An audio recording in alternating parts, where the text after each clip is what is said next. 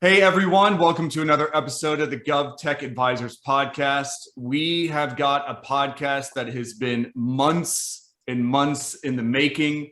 I've never worked so hard to get three people on a call in my entire life, but it's here. We've got Austin Wilson with GovTech Labs. Actually, he is one of the guys that inspired us to do what we started doing and started this whole thing of advocacy and information sharing. So, Austin, we are super honored for you to be on the podcast. Welcome.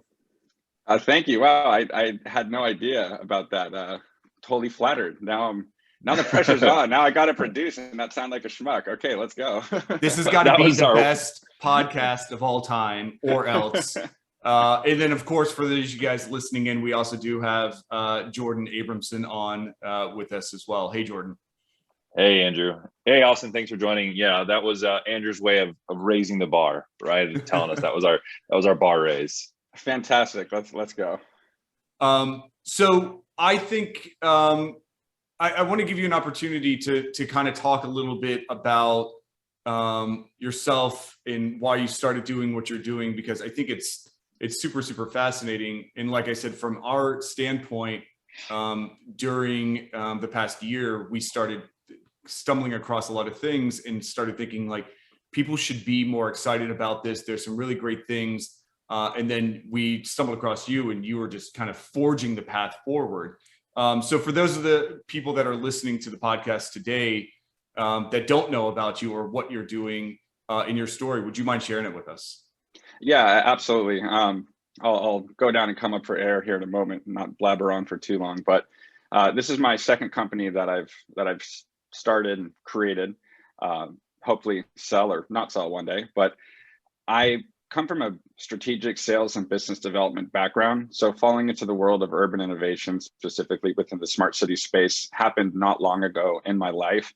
After I sold my first company, I wanted to get into tech and didn't really know where I would fall into place. And there's always a joke that you don't know what you're doing, you get into sales, which was quite literally kind of like what happened with me. And for about 7 or 8 years, I played in the software as a service, sales, business development, strategy world. And at the end of that 7, 8 years, I worked for an organization called Urban Leap, which is based out of San Francisco, which at the time was selling an enterprise management platform for urban innovation projects across the public sector.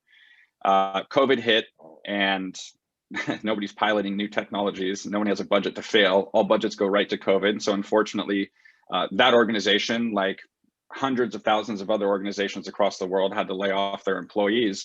But during that time at Urban Leap, I fell in love with the idea of, hey, like I'm working in tech, it's a solution-based SaaS. It's not necessarily like speed to lead. How do we increase our bottom line for sales and marketing? It's we're going to use technology to solve a challenge in the community and better people's lives, save lives, enrich people's lives. And for me, that was kind of a heartstring to pull on, was like, wow, I can kind of have the impact I want working in tech, but also kind of the cool factor. And you know, it just to me just seemed very, appetizing. And again, while at Urban Leap, I had really good insight as to how governments were making decisions and choosing their selection of solutions to procure and implement into their cities. And more often than not, I would see solutions evaluated higher than other solutions, yet that solution wouldn't get picked because the other solution, maybe there's a relationship with that vendor in the past. And so they're going with that vendor just based on a relationship and not on an outcome for a community. And if you're buying solutions based on relationships and not outcomes, you're truly never actually solving a problem for a community. And you're just now in this paradox of wasting taxpayers' dollars, creating a culture of fear within your local government where people don't want to test things because they always fail, or they don't want to pilot things or buy things because they fail. Axe gets dropped on them, they're out of a job, or they get bad press, they're underpaid, undervaluated. I mean, it's a list goes on and on of what could happen in that world. And so I decided, like, hey, like I see a bunch of amazing innovative solutions out there with niche startups, and no one really has. When I talk to these founders, they have a hard time scaling. Like they're like, well, I don't know who to reach out to. I don't know who my total addressable market is versus my ideal client profile. And it's kind of just through talking with a lot of founders and vice presidents of sales and business development leaders, I realized I had a really interesting skill set of B2B SaaS sales, but also B2G urban innovation kind of strategy. And so when I combine those two things together, that's when I came up with GovTech Labs, is how to I mean, really, what I do is I advise GovTech companies, specifically organizations focused in smart city innovation. I figure out the best way to sell their product, who to sell it to, how much to sell it for, and I partner with founders, sales, and biz dev leaders to craft their sales story to achieve scale by putting their product in their ideal buyers' hands. So working with me means that traditionally these people will learn three things, which is to build, measure, and optimize their revenue teams and funnels, set up systems to test, iterate, and activate their sales growth, and then identify their ICP opportunities and avoid expensive mistakes. So the idea is these founders created a really innovative product that solves a challenge for a community, sold it to investors. Now it's time to take it to the marketplace, scale quickly and efficiently, which is very hard to do in the government. And I help them guide their message away from tech features and craft a compelling sales story that solves their customers' pain, and then equip their revenue teams to sell that exact solution. So that's kind of the overarching kind of work that I'll be doing with the private sector. And I'll come up for air now. No, I think that was greatly helpful. So one of the things, as you're meeting these different clients and the different technologies out there, any patterns or any trends that you're seeing that not only the market is saying, but even our customers in GovTech or government, public sectors is, hey, this we're trying to address. Any trends or things like that, or cool technologies that you're seeing kind of innovation kind of gravitate towards? I mean, I'm seeing more conversations happen within the public sector around IoT infrastructure and how to leverage an IoT infrastructure to deliver services to the communities better. I think that right there, I think, IoT networks are the future of delivering services for smart city innovation. So that right there, I mean, I think is pretty spectacular. I have a client that I'm working with that's doing some pretty amazing things with LiDAR and AI. For me, I think LiDAR is going to be very advantageous in terms of all sorts of, a myriad of applications for the private sector. But one of the things that I kind of think is cool about it is there's no bias in LiDAR. It doesn't see eye color, skin color, or anything like that. So when you're putting these things around your city to, let's say, pick up imaging that goes into some sort of platform with whatever way that organizes and displays the data, there's no bias to it, right? We have a lot of cities that are putting cameras up now and they see people. They see people's skin color. They see bias. So that if they're trained with AI, who trained that AI? So I think there's a lot of interesting things happening around like AI, LiDAR, and specifically IoT. So when you're talking about, I'm sorry, Jordan, when you're talking about LiDAR, you're talking about people are using LiDAR in replacement of like video surveillance or video capture? Yeah, I'll give you an example. So LiDAR stands for light detection and ranging. And LiDAR kind of first made its way into cities by being on the top of autonomous vehicles. So LiDAR spits out millions and millions and millions of little lasers that are eye and skin safe. Think of the lasers that are at grocery stores when you walk in and a door opens. And those lasers go and hit something around it. That image or that laser then bounces back, to the LiDAR, and they can tell how far something is away, how high, the depth, all of these things, right? So the idea of this is now you can take that same technology, put it at an intersection, and it can scan an entire intersection. And you use a layer of AI and a platform to then create computer vision from the LiDAR. And cities can now say, great, when we use something called post-encroachment time, PET.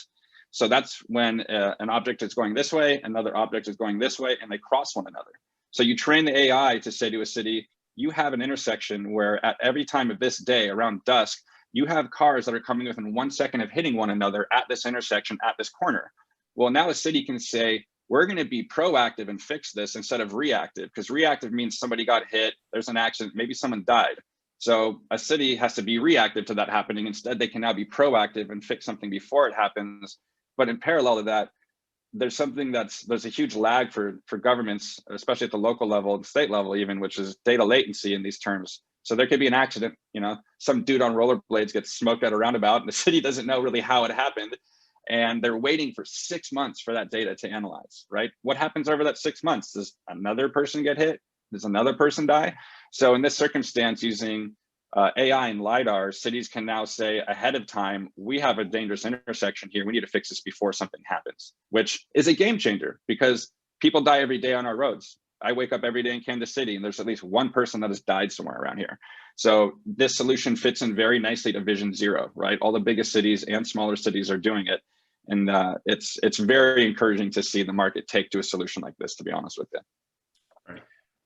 Well, and Austin, you said something earlier, the trend in the past was, to just take a product, put it out there, see what happens. Now we're bringing more investment in there, right? Bringing investment in there, getting a product, then going to market. Love to get your thought, because I think over the last, call it 18 months, there's really been, GovTech was, I think, predominantly focused on private equity. Right now, we're starting to see a little bit of shift, and VCs and things like that are jumping more into the GovTech marketplace. Would love to get your thoughts on kind of maybe what you're seeing, why more VCs maybe jumping in, what do they see? Would love to get your thoughts in kind of that jump from PE to VC. I mean, my guess on this is, and first of all, I'd love seeing that VCs are joining the GovTech marketplace and investing as much as they are. I think it's also really encouraging to see all these larger companies kind of buying the slew of smaller companies. I've seen Tyler Technologies buy 3 or 4 companies. OpenGov just bought Procure Now, right? You're seeing larger companies kind of scoop up these smaller ones, which is, to me, it shows a lot of VC kind of intent, right? Like that wasn't happening a lot before. Now VCs are saying, hey, we want to come and give you money. Let's expand our suite. Let's buy this company. So I like seeing that. I think that shows a lot of good growth. But I mean, GovTech is booming, but it's still in its infancy stage, right? Like right now, the market is at $424 billion and counting. Like that's kind of crazy, being that we're in our infancy stage. We have an extremely large and diverse user base, more than 20% compound annual growth, which to me is probably a good reason why VCs are joining. It's harder to get those government contracts, but when you do, you can get one for 5 years with an incremental growth of revenue every single year, which is exactly what you want in SaaS, right? You want compounding revenue growth in an ARR capacity. Private sector's got a lot more churn. But can be easier to work with, right? Because I mean, you could have a $10,000 deal with the government that takes 6 months to close. So it's enterprise just because you're dealing with the government. So I love seeing that VC is in there. I think it would be advantageous if VCs, I guess the right way to say this is, when I'm talking with these founders, CEOs of these, GovTech companies, some are 10 people, some are 600 people in my client book. I'm seeing a lack of encouragement from VCs towards founders and CEOs. When you're selling to the government, it's super important to invest in building long-lasting relationships, establish advocacy from the very start. It doesn't fit like a B2B model. You can't just spray and pray and scale like that. It doesn't work like that at all. And so the most valuable form of currency when working in the SLG space is trust, right? Like that is the most valuable form of currency, trust, through and through. Earning that takes time and patience. And so any VC who's talking about getting into GovTech, I tell them, like, you're going to have to invest more in your community. So think about the money you're giving to this company and allocate some to actually dedicate towards helping a community, not just selling them something and get money from them. Because at the end of the day, the money you're getting is taxpayers' dollars. When you want to sell something in Kansas City, I live here and pay taxes. I sure as shit want to know like what this person is selling to my city, just because that's my nature for what I do. But at the end of the day, I will advise any sort of VC that I talk to think differently about B2G than B2B. Yeah. Well, and I think our good friend Jack Siney would say, one of the things interesting about the government market is largest employer in the world, right? From that, they buy everything and they pay their bills, right? Not always on time sometimes, but they pay their bills, right? I mean, and so I think they pay in full too. That's the great thing. Like they don't do that. I'm going to pay you every month. Like they don't want to deal with that. They're like, I have a 2-year contract. Here's your 2 years money up front, and we're going to give you your increase, at the end of the first year. So, I mean, to me, and they quite literally make the money too. So yeah, Right. Judge, jury, and executioner, and that's why. And that's part of the reason Jordan and I in our previous lives, that when we kind of stumbled across, we kind of looked at who we were working with, and we said, well, these customers are staying on for a lot longer and they're consistently paying. It was almost always government. And so that's why, and then we started forming a government team, and the rest is history. So you actually mentioned something really interesting about having the VCs invest into the local communities. And one of the things that I really like about you specifically and what you're doing, is some of the things that you're doing to kind of bolster your community where you're at right now in KC. Because when a lot of people think about technology in general, they don't think about Kansas City, they don't think about Tampa, they do think about California or the Silicon Valley or New York and those other centers. But there's a lot of innovation happening. I'm just going to give a shout out to Tampa, where I'm at. We were rated #1 in tech innovation by Forbes. And so there's a lot of stuff blowing up here. I know it because I'm here. I'm friends with a lot of people here. But I would never consider Kansas City to be kind of innovating on the technology side. But I know it's happening, and I know that you're one of the stewards that's trying to make that happen. So can you talk a little bit about what you're doing locally, and then how you're kind of bringing that innovation to KC? Absolutely. So, when I moved to Kansas City 2 years ago, I picked this place because at the time I was traveling a lot for work, and I could fly anywhere in 3 hours. Like I could wake up, take a 6 a.m. flight, be in New York at 10 a.m. their time, take a meeting at 1 p.m., be on the plane by 2:30, and I could be home, by 5:30 having dinner. So for me, that was super advantageous. But then learning about a lot of the initiatives that the city was pushing along with their Office of Innovation led by Bob Bennett, to me, I was like, wow, like this could be really interesting to move to a city that's small, but on the forefront of innovation. But maybe I could also stand out a little more being from someone from the coast, living in the Midwest, kind of like big fish, small pond scenario. KC, since I first moved here, has closed their Office of Innovation, but we're creating an innovation district, not ran by the city. That's actually led by somebody else within the city named Kevin McGinnis. And Kevin is creating the innovation district here and has been working on it for several years, and things are just starting to move in a very positive direction. That said, we got a new city manager, right? Brian Platt, he's a former chief innovation officer from Jersey City. So he's now stepping in, acting as CEO of the city. It's kind of like what a city manager is. And he's bringing in his innovation mindset, and he's brought in some other people from Jersey City to work as well. And so things fell off for a little bit in terms of what we're doing in innovation, because obviously COVID, right? Like nobody's trying to figure out like how to put EV chargers on the top of streetlights during COVID, even though we are now. But things are kind of picking back up. So within KC, I'm really excited that they're looking at things, and I call this sprint procurement or challenge-based procurement. And are either one of you familiar with that? No. So this now says to the local community or to vendors, it's no longer just going to be, let's say, RFI, RFP, and then we think that we know how to fix this problem. So submit your idea, we buy the solution. It doesn't work, we bury it so deep no one hears about it. That's kind of traditional government like innovation. It's a very clunky process. This is, we've solved the problem. We think this is the problem. We think we know how to solve it. Let's get multiple vendors in here testing their solution to prove that it actually solves our problem. Now, if you have 3 vendors competing for one problem, and whatever vendor produces the best for solving that problem, shouldn't you buy that vendor's solution just based off the fact that they actually solve the problem for the community, regardless that you have stakes with Joe Schmo from the other vendor? So it's really interesting to see that Kansas City is doing that. And so I brought in a couple solutions to help solve a couple challenges. One is being that LiDAR technology I was discussing, and we're going to be competing against radar, as well as video analytics as well. And so at the end of it, KC can say, great, we can now move forward and spend $1 million on this because we know that this can scale within our city and we know that this works. To me, that is like, I love seeing Kansas City do that. And quite honestly, I think that should be a way that a lot of governments actually operate. It can be a little more clunky. It can take more time because you have to fail to prove something works, but you pilot it to fail so you don't fail when you go full scale adoption. And so it's super encouraging to see that thought process pick up here in the Midwest. There's states and cities that are already doing that and have been doing that. California has something called an RFI2, which is Request for Innovative Idea. And that's basically saying, we have no idea how to do this. We want to hear from private sector, public sector, and academia. We want to coordinate and combine all of our knowledge, and then we want to test something to prove it's scalable. And that's actually what they're doing right now with a bunch of fire tech to help them combat, that state always being on fire.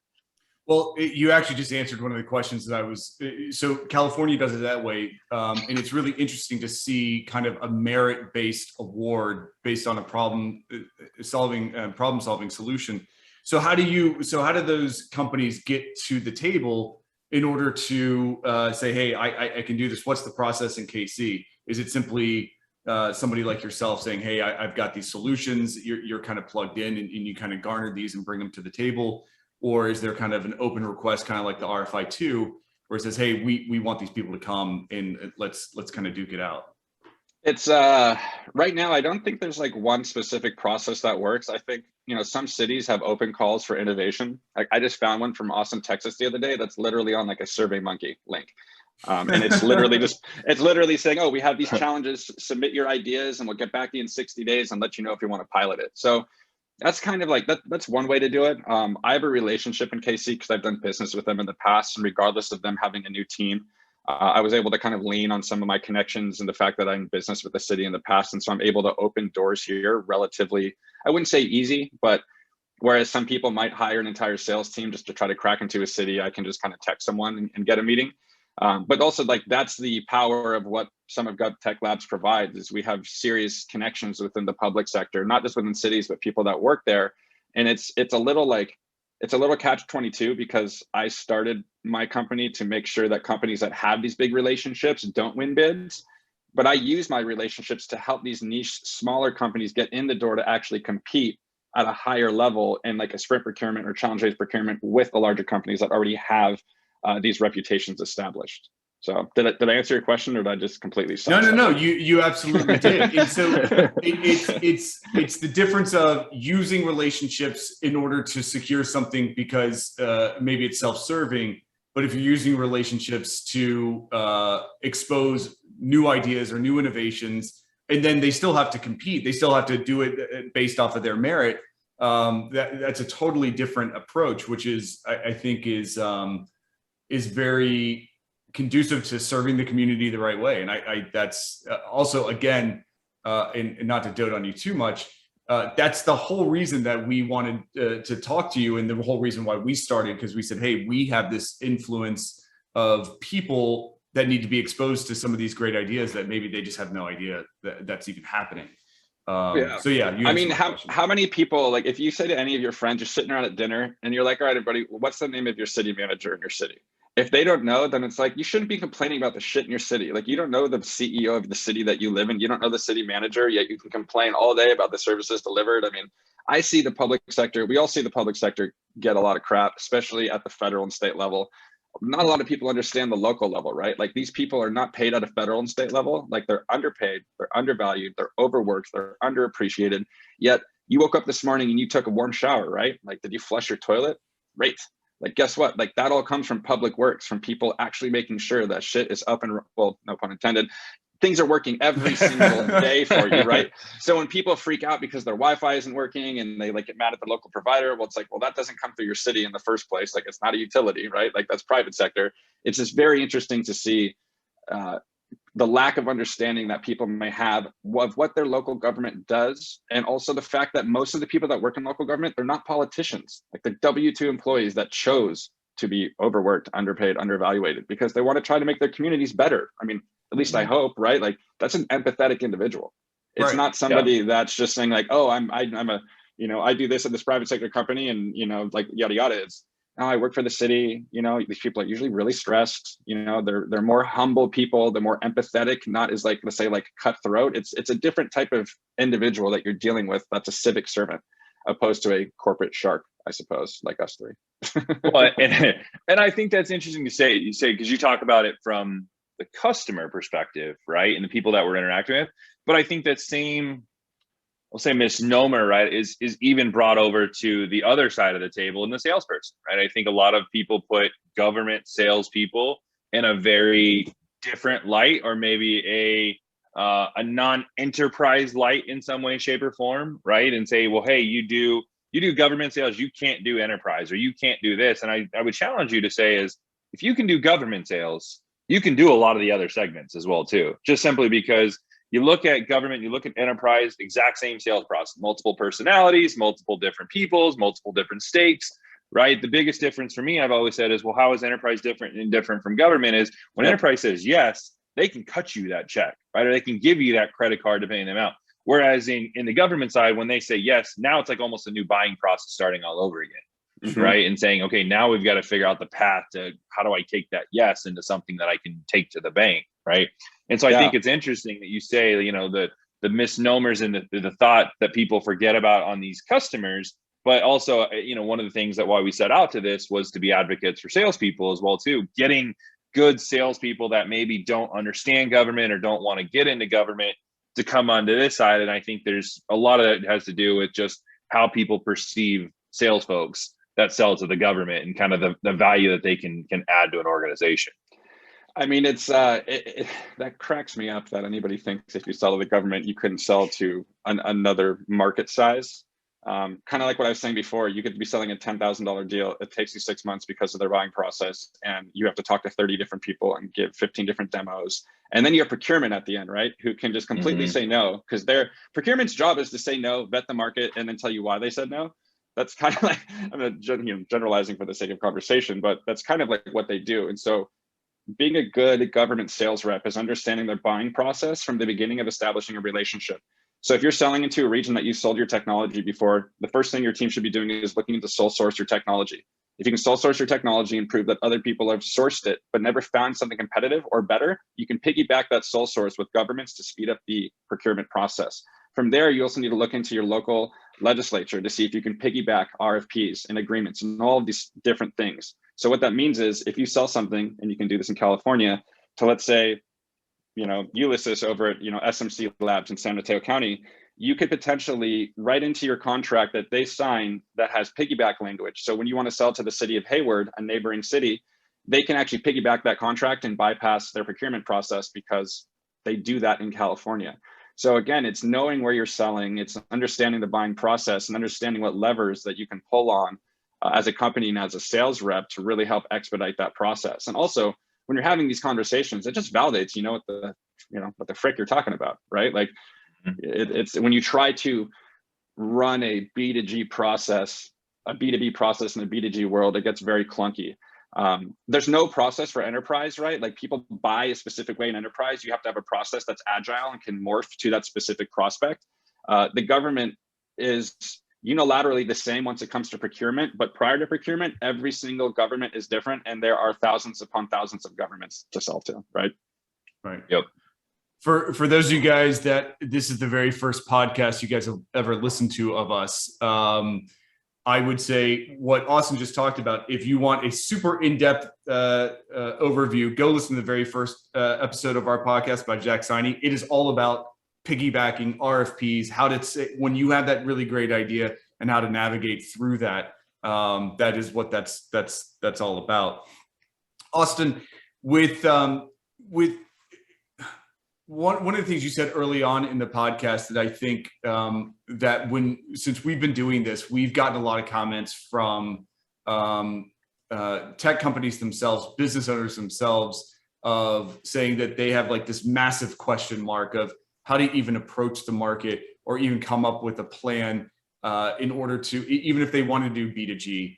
And I know that that's kind of one of the things that you do a lot with. And so for those business owners that may be listening to this, what's kind of one of the biggest misconceptions or one of the things that maybe you start with in order to kind of help people understand if they would be a good fit in GovTech, or if it would be a company that you should kind of bring along and create a strategy around? So that's a big question. So effectively figuring out a go-to-market strategy for a product and how do you introduce that to the market and who do you introduce it to? Am I thinking of that correctly? Yeah, basically. Yep. So, without giving away your secret sauce. It's fine. I mean, if there's no secret sauce, I think anybody who's read like 3 sales books would be able to tell you anything I'm going to say right now. So, how to win friends and influence people. How to, never split the difference. Yeah. So I've got that one right there. Yeah. I literally have it right over there too. Yeah. It's right there on my desk.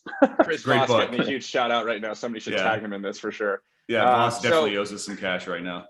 The government is so, okay. It's, how many times has anybody sold into the private sector and they were able to sell a product to someone and it started with someone who's not involved in the decision-making process around that or isn't even on the same team?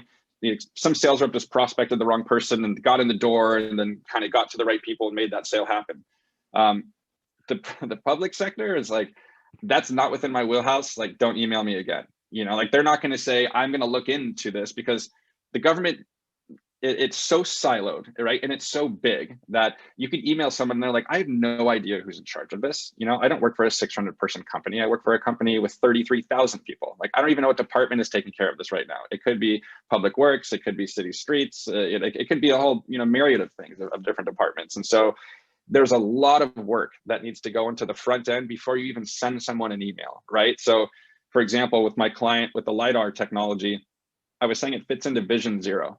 So we're able to find a specific initiative that this technology fits into, right? I can then go and just Google the city of +Vision Zero, and it's going to show me all these different cities that are in Vision Zero. I click on the strategic initiative, and guess what that tells me? Milestones, budget, who's involved. All I do is just use my sales prospecting tools to say, great, these are the people that are attached to Vision Zero. This technology fits into that model.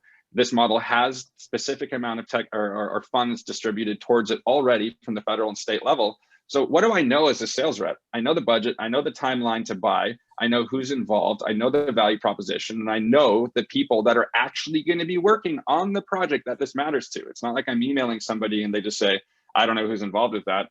This is directly involved with the people that you just found off a strategic plan.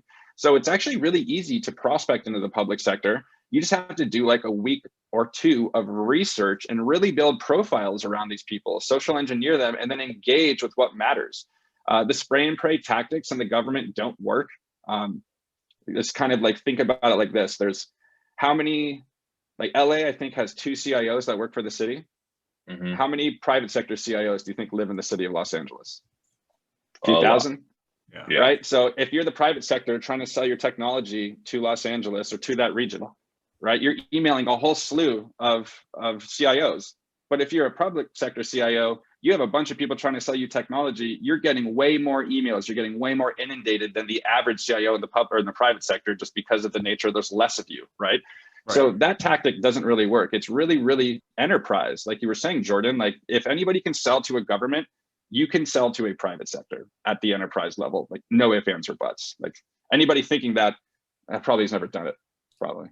Right, and vice versa. So okay, so now let's talk to the sales reps. There is a million prospecting tools out there. And so there, we all use something different.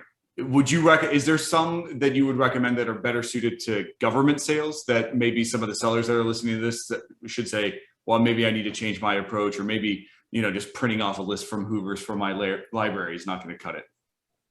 I think identifying your total addressable market, saying that like I could sell my technology to every single government on earth effectively, but not everybody's ready to buy it right now. My technology is new. There's first adopters, right? And then you kind of from there start to figure out who is your ideal client profile. So then these are the specific people you want to sell. Sales only sells to your ICP. Marketing markets to your TAM, your total addressable market. And one day marketing will then convert your total addressable market to your ICP. So in terms of selling to the government, if you're a sales rep, I mean, understanding how that local government works, understanding the actual problems that that government is going through, how your solution solves a problem for the community, like not necessarily for the people using the technology, but for the community itself. There's so much extra work that kind of has to go into understanding those things. And for me, I love that, right? It wasn't super high velocity, 60 calls a day, all of these different things. It was like a lot of research, a lot of studying, a lot of reading, a lot of strategy, and then approaching things in a very methodical way. To me, that resonated with sales more than, let's say, having a monthly goal, and having to hammer out activity just because that's the nature of that business, right? I think I got a little sidetracked there, but yeah. Well, I think to circle, you're exactly right. And so kind of coming up with that, but let's say somebody wanted to, they understand the TAM and they understand their message. Cause I'm being ultra specific here. Like we're talking about Zoom info, we're talking about LinkedIn, we're talking about all that kind of stuff. So you've kind of come up with that. So now I need to find the right people. Because not all prospecting tools are the same or equal. Yeah. Which one do you use, or which one would you recommend somebody trying to get into Gov Sales or GovTech? From what I've seen, and I've kind of tested out a couple, which is Lead IQ and Seamless AI. A lot of people don't have big GovTech sales teams, so Zoom Info is going to be obsolete because they start with like 11 licenses. So it's like, unless you have 11 people using it, like why is a company with 2 people going to buy something like that? And so To stay lean, I always will tell my clients, work with a tool that you can stay month to month on, that you can get bang for your buck. At the end of the day, if you're using Salesforce, Seamless AI seems to be really easy to integrate, and it seems to be really fluid. If you're using HubSpot, I've enjoyed using Lead IQ. The data seems to be equally as accurate. When you start prospecting more rural, smaller communities, it gets harder because these tools just scrub domains and pull email signatures and a bunch of crazy crap. So when you're trying to engage with smaller organizations, it can be harder to aggregate that data. But those are the two tools that I think for organizations starting out is advantageous. But as you scale and as you grow, I think that the tool to use is Zoom Info, just because the amount of information they give you, other than just like, let's say, email and phone number, they give you so much other information, right? So really kind of depends on the organization. Are they startup, grow up, scale up? Where are they at in their life? Yeah, it kind of depends, I suppose. Well, that's one of the things I do love about GovTech is a lot of the if you're willing to put the time in, you don't have the money to maybe buy a database or anything, but you're willing to put the time in.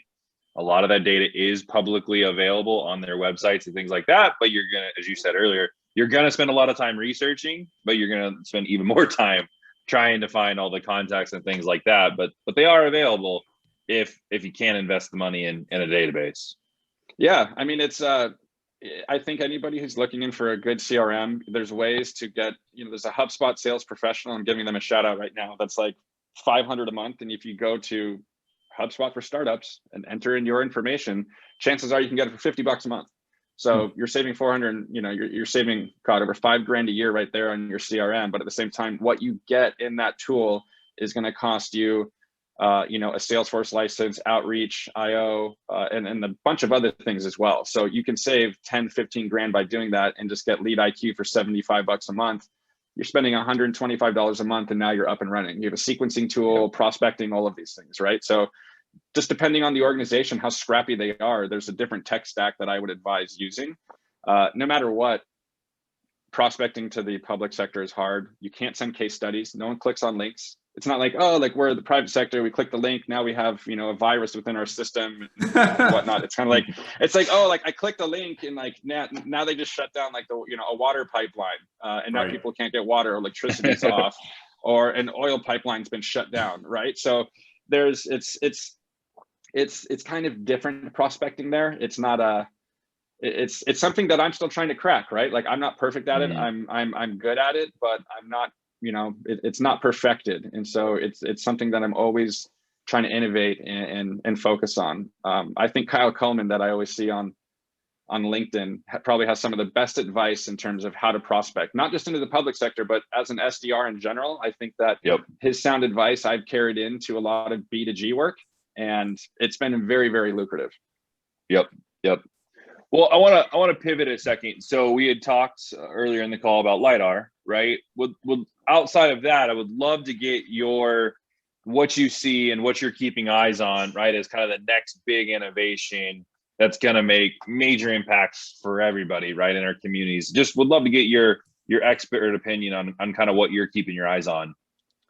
So how the government leverages AI moving forward, I think is going to be really interesting. There's so many different ways that AI can be leveraged within the government, but how people create new solutions that are, let's say, have GPT-3 AI in them, I think is going to be very fascinating to see how that matures.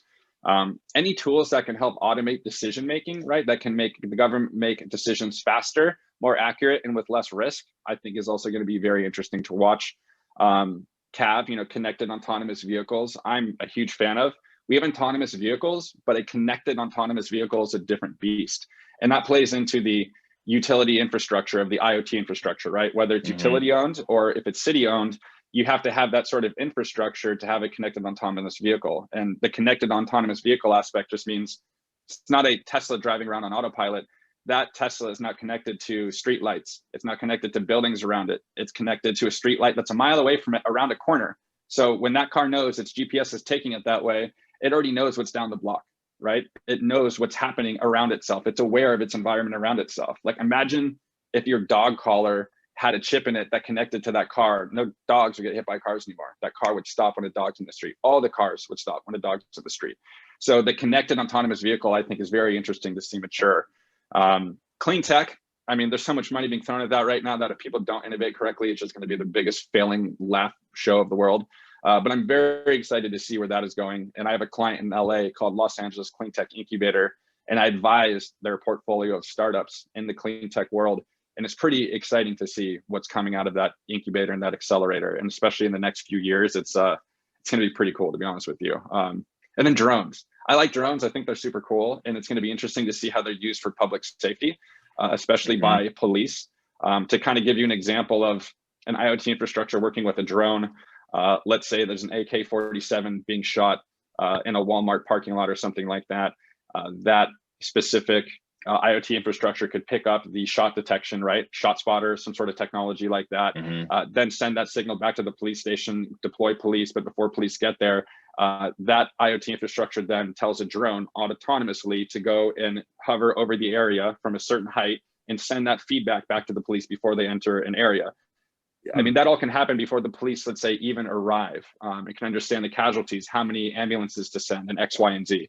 So it's going to be very interesting to see how the government uses drones in a positive way to help our communities, other than, let's say, do things like surveil them, which I don't think will happen soon, maybe one day. But there's a lot of ways that you can use drones to actually benefit the safety of our community. So excited to see that. Yeah, I think drones have immense impact potential in the public safety mark. And I know that Axon company, I know Velcro knows, I'm very, very much excited to see what they're doing and kind of their future. And I know they've made a big investment and kind of move in partnership into the drone space. So I'm excited to see kind of how drones look over the next, 24, 36 months. Oh yeah. And back to the IoT infrastructure for you. I mean, that's kind of how a city can start to deliver services like faster and with less risk, right? If there's a water main that breaks underground, sometimes a city doesn't know, like for days. Like last time I was in LA, they had 17 million pounds of raw sewage flow into the ocean. Like couldn't even go in the ocean when I went back to Los Angeles because of that. And it was a clog that burst a pipe. Well, what if they had sensors down there that said, there's a clog happening here. You have X amount of time to unclog this because this will happen if you don't. What if they had a system that could unclog itself, or it notified someone and they went down there and just did that manually? Part of an IoT infrastructure would be able to solve specific issues like that underground and above ground.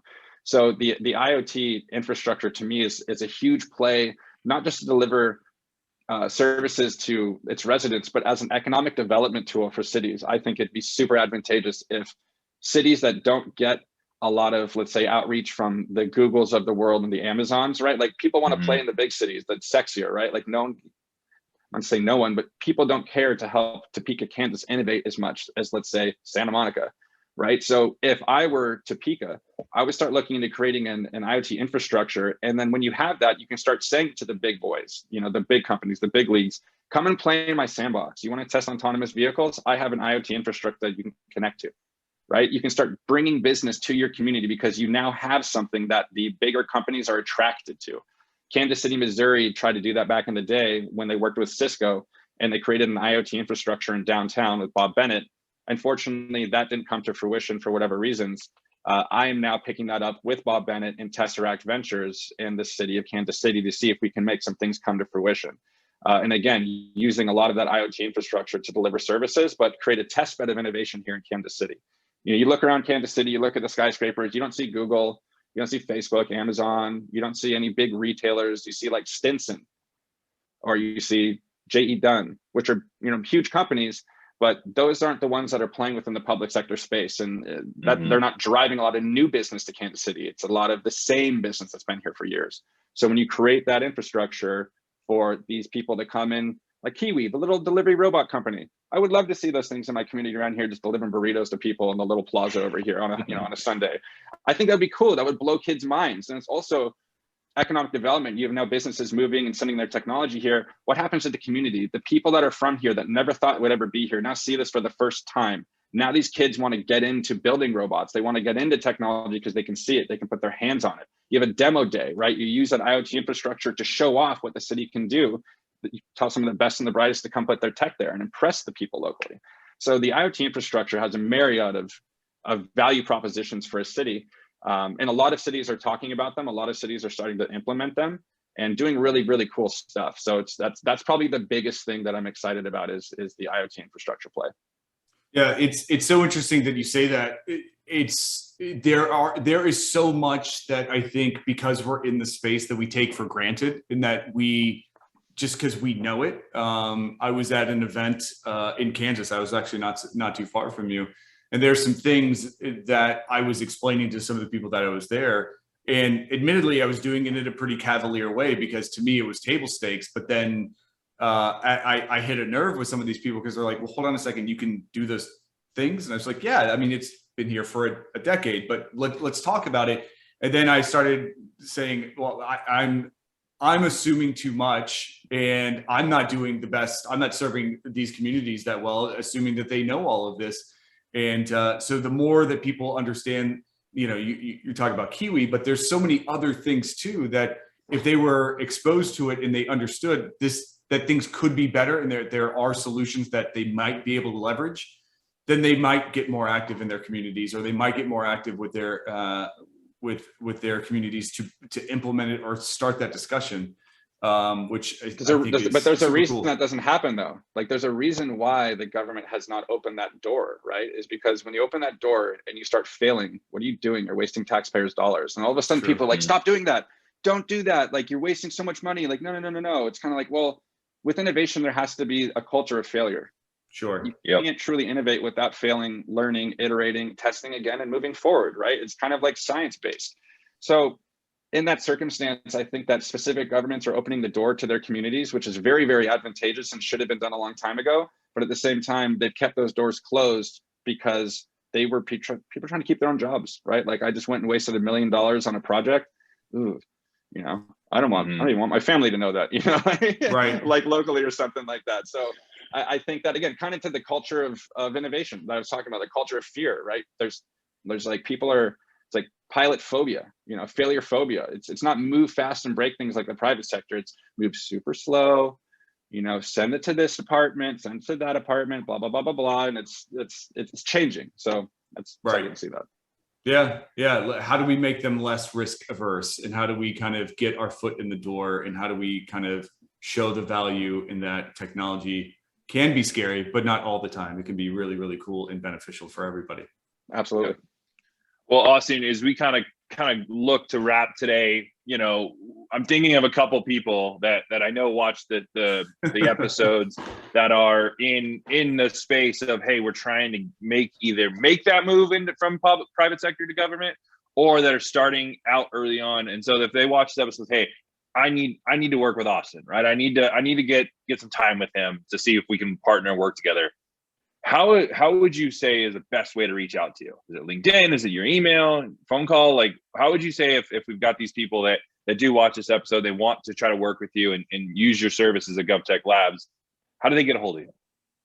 Either or, you can go to my website at www.govtechlabs.io, and you can schedule a meeting to speak with me right off my website. You can just email me at austin@govtechlabs.io, or LinkedIn, because I live on that damn platform. So at any of those three ways, anybody can get a hold of me to talk to me and just brainstorm, or just, talk shop. To any, let's say, sales reps that are, watching this, or if you guys even know people, I would love to see more sales reps join the B2G movement and the trends. As the market grows, we're going to need more people in the strategy side of the business side of these things. And so if anybody watching this wants a company to work for, wants a reference, wants to talk shop and learn about this, reach out to me, and I'm happy to jump on a call. That's part of what I do. Is I'm a sales schmo at the end of the day, but I found a niche and fell in love with it, and kind of just ran with it, and kind of transcended from being a sales rep for someone else to now running my own company.